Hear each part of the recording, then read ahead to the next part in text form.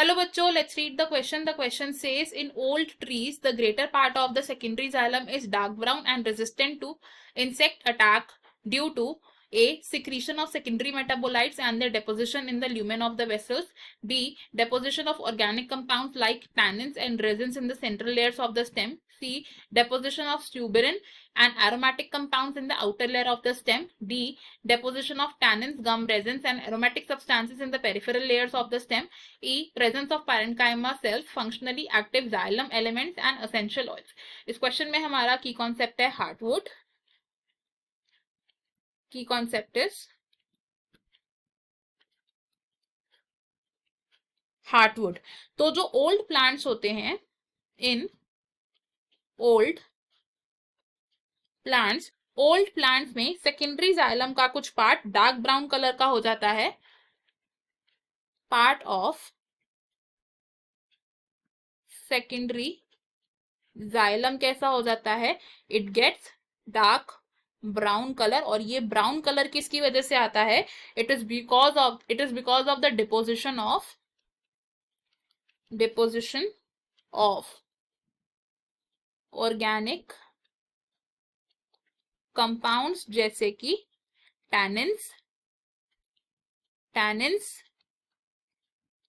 Resins, oil and gums,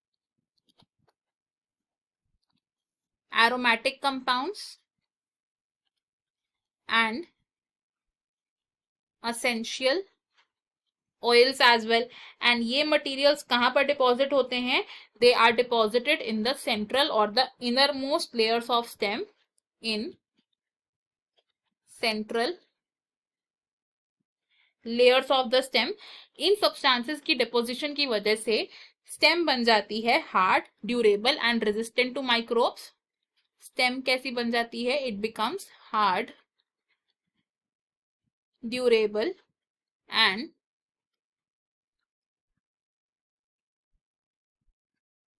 resistant to microbes. And इस region में present होते हैं dead elements with highly lignified walls. It has dead elements with highly lignified walls and इस region को हम कहते हैं हार्टवुड. हार्टवुड वाटर कंडक्शन का काम नहीं करती है, बट ये क्या करती है? It just provide support to the stem. तो अगर हम अपनी स्टेटमेंट्स देखें, इसमें से हमारी कौन सी करेक्ट स्टेटमेंट्स है? It is statement A, because lumen of vessels में डिपोजिशन हो जाता है सेकेंडरी मेटाबोलाइट्स का, एंड ये सेकेंडरी मेटाबोलाइट्स होते हैं मटीरियल्स जैसे कि टैनिन्स, रेजिन्स, गम्स एक्सेट्रा.